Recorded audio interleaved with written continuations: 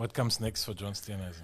Well, I don't know. I mean, I've said, somebody asked me that the other day. I've said, look, I've been a member of this party since I was 18 years old. I love this party and I love my country, and I'm going to serve them both until I am kicked out or drop dead, I suppose. And, I'll go wherever the party wants me to go. The leader's made some choices. He wants me to go to DTRC. I will go to DTRC and I will do the best darn job that I can. And we'll continue to see how we can create economic growth and jobs in the country. There's a lot more still to do, and I'm looking forward to what the future holds. Yes, I'm down, but I'm not out. I'm disappointed, but this is not fatal, and I will rebuild from here and show my critics again, who've written me off many times before, how wrong they are. Let me start with this statement. Abshin ma Africans, and I'm like a channel Yamina, Irintano Hosi. Listen, John Steenhuisen, go and join the ANC. I know that's a crazy thought, right? That's a very big thought. It's not out of the box, it's out of the universe. But it is not a far-fetched statement, so to say.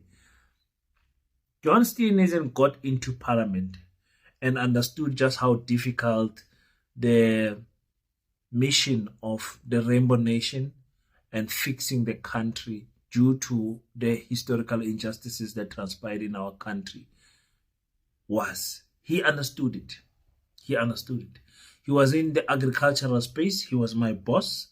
He was my boss for some, is it now over a year now? 2 years almost. No, not 2 years. Just over a year. And he understood.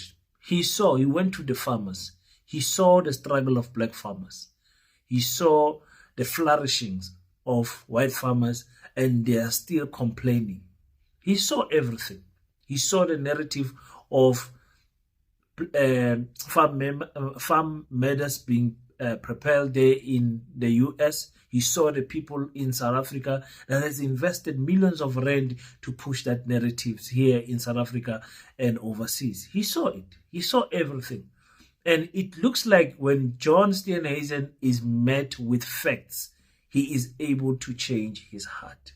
Many people fail to do that. Especially laba abanye abamhlophe. Many people, they fail to do that. They stay stubborn on their facts. Now, John Steenhuisen joined the DA at a very young age. There in the university, starting the first student movement for the DA at his time when he was 18, leading the students, ushering this whole thing forward. So he is a DA member of through and through. For him to get to this stage where he was replacing Mmusi Maimane, what we call a failed test, or a failed a guinea pig that was being tested to see if really the black vote will follow him. They chose the wrong black guy, but it's fine. The way he allowed Mmusi Maimane to be kicked out in the DA for him to get space, all of those things that happened to Mmusi Maimane is slowly happening to him. He's lucky they gave him a job somewhere else. He's very lucky. They should have kicked him out. No qualifications. He had ample of time to study as a politician and get a small diploma degree in political science or something like that. Like just a degree. He had ample time for his organization to pay for his studies. He didn't do it. He allowed himself to enter into the Ministry of Agriculture with just a matric. Now, I work for the Department of Agriculture, ladies and gentlemen. It's not an easy industry. Number one, you have to have background in farming.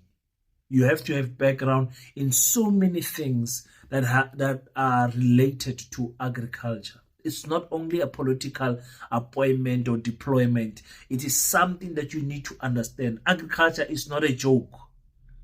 It's not a joke. It runs this country. So for me, I was very disappointed when he came through. I was like, not a minister of agriculture. No, so they took him there. None, you guys just know the foot and mouth disease and everything. There's so many other aspects to agriculture that I believe the minister did not even touch. It's just that when the breakout of the foot and mouth disease comes, ministers most of the time focus on that because there's a lot of vaccines, a lot of money that is going to be spent for that. So they focus where a lot of money is spent most of the time. Let me not talk more and incriminate myself because I am in the Department of Agriculture. So he left, they took him out, and now they are slowly injecting him out of leadership in the DA. Like I said, very privileged to still have a job. Very privileged because we know he has got financial problems. Anyways, the ANC, it's high time. Fikile Mbalula, this one is for you, Baba. This one is for you. It's high time that you ANC people also infiltrate other political parties like they have infiltrated your party. God damn it. ANC is forever infiltrated. You don't know who to trust in the ANC. But ANC does not necessarily do it to other people. The way DA did with Liam Jacobs, sending him to the PA, it was an infiltration, a failed attempt of infiltrating the PA. They just send a dunderhead there. They just send a dunderhead, small boy with no identity, no spine whatsoever to the PA. A story for another day. ANC, you want to create some serious damage to the DA and win I think a politician that is going to be a plus, because you guys are not getting any pluses now. A politician that is going to be a plus. Take John Steenhuisen. I'm supposed to be the last man I can sue, but I'm telling you, take John Steenhuisen.